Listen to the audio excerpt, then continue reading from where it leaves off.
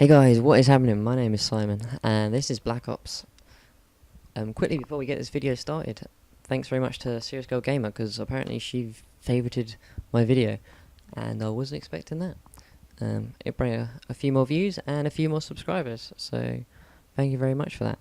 Right, let's get on with this gameplay anyway. For anyone that doesn't know, what I'm going to do is dissect my own gameplay. I'll be pausing it during the gameplay and telling you what I should have done or what I shouldn't have done. Right, so let's start this off. Okay, so the first thing you'll notice is I run through the house. The reason I run through the house is purely because people nade the left and right channels. They don't nade the middle. So what I'll do is I'll come out and I'll throw a nade to the left and a grenade to the right.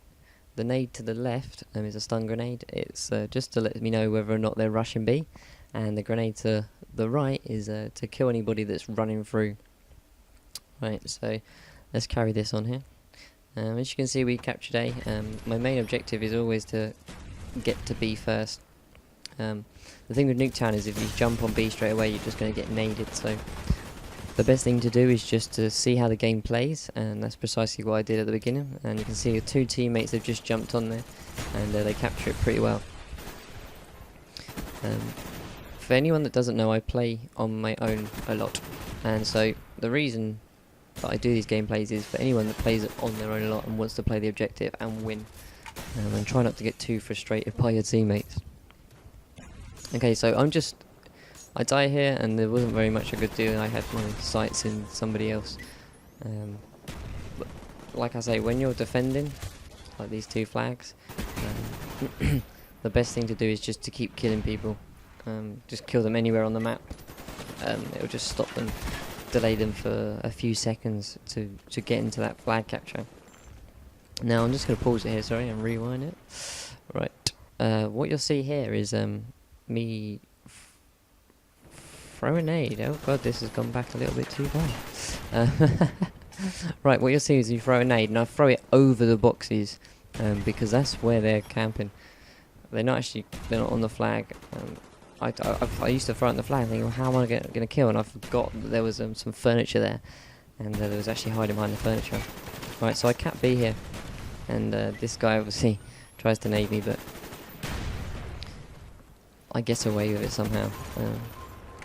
So now what I'm trying to do is, oh yeah, I don't know how I survived this. Okay, so now what I'm trying to do is just get into the house and just try and defend B from up here. And they're all going to come rushing in now because I'm a red dot on the radar, and they're going to come looking for the kill, so it's a good way for me to build up my kill streaks and keep them off the flags. So I'll pick up my final kill streak, which is a sentry gun, and the sentry gun I find is more of a distraction than a killer. I think it distracts the enemy from playing the main objective that they have to do. And so I call them a sentry gun, and then take some time out and just call my name palm in, and I place it on C. Near their spawn, so when they respawn, they'll walk into the fire, hopefully. At least that was my aim anyway. Right. So we've still got B here. Our team's done a pretty good job. We've actually got a guy on B who's sitting there, and then I get noob-tubed, and there's not much you can do about that, I'm afraid. I can't really dissect being killed by a noob-tube. There's not a lot of skill in it.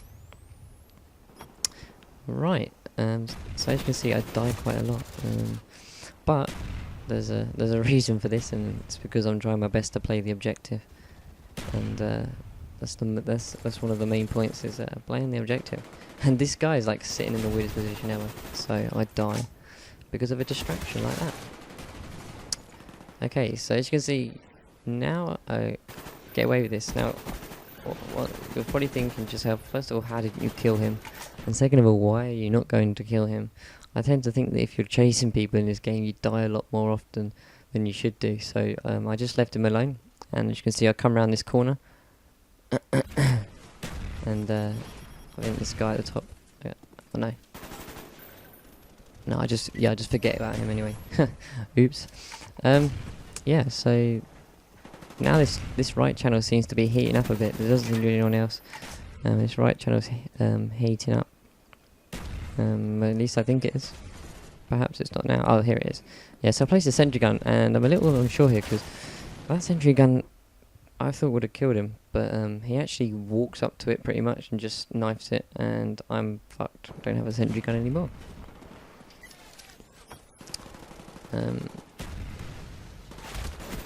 But yeah, so we're doing a pretty good job at the moment of defending things.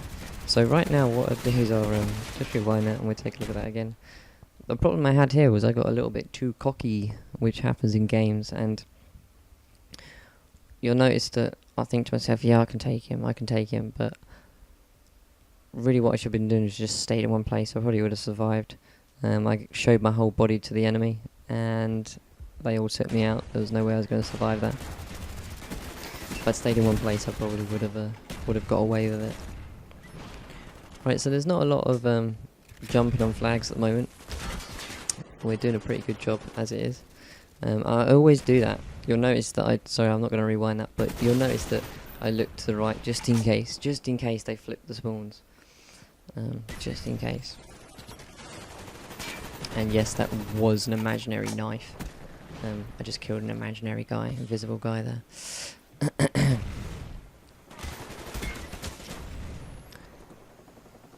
Right, so the game's hitting the halfway mark now in terms of score, and like I say, the problem with Nuketown is just kill people and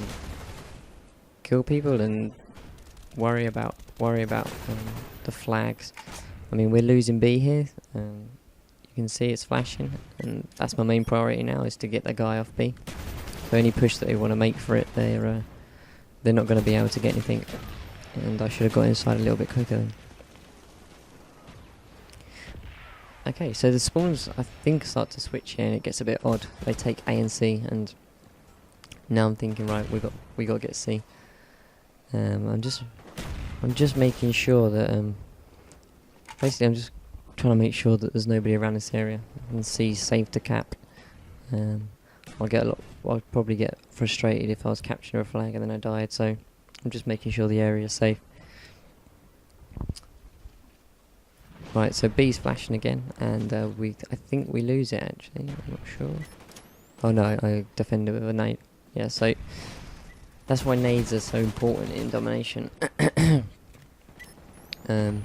you're trying to get your crazy tomahawk kills, try and get them in team deathmatch, because nades are so important in domination. Okay, so they're making a push for B. You can see all the red dots around it. I'm just going to pause it there. If that was their setup, those 2 dots there, and then the 2 dots on B, that's a pretty good setup for capturing B, but none of the red dots seem to be wanting to jump on it. So there's only one guy on B at the moment. So that is why I think they failed. I think they may fail to cap this flag. And I'm red dot hunting at the moment, by the way. Oh no, they do capture it. I apologise. Yeah, so I think I may have just completely paused up there. You sort of have like this frantic game going on, and you sort of lose your mind. I don't know how this guy doesn't kill me either. I think he must have a connection problem, maybe.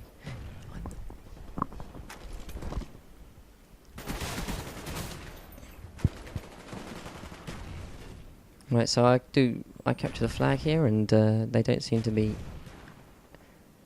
jumping on it or anything like that. But we rush to spawn here.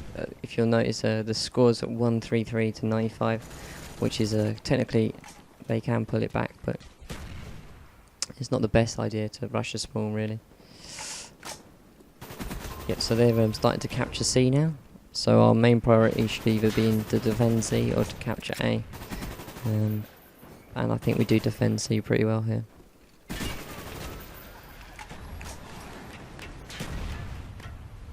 Right, so I pick up my sentry gun, and we're now triple capped. And the problem with triple capping now is you have to red dot hunt, and red dot hunting is easier on Nuketown than it is anywhere else. You've got to find out where they are.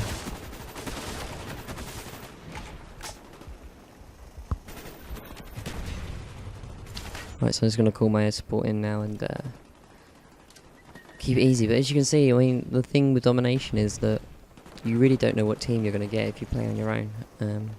But it is possible to control a game of domination on your own without a team.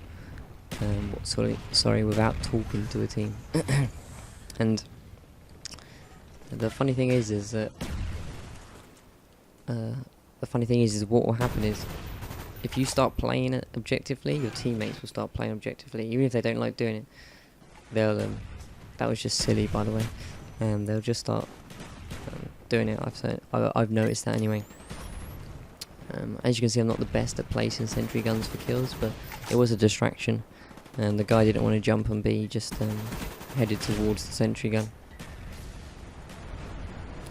And this guy stuns me, and again I can't do anything about it. But the main point really is, you know, you can you can quite easily control domination games on your own without a team around you.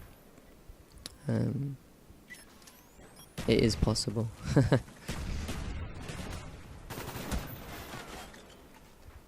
So anyway, this video is coming to an end, and I hope you guys enjoyed it, and I'll try not to sound so hungover in the next video. Like every 6th video you'll find me hungover, and it's quite funny. But I'll speak to you guys later. I hope you guys picked up some tips, and enjoy the rest of your day. Okay, goodbye.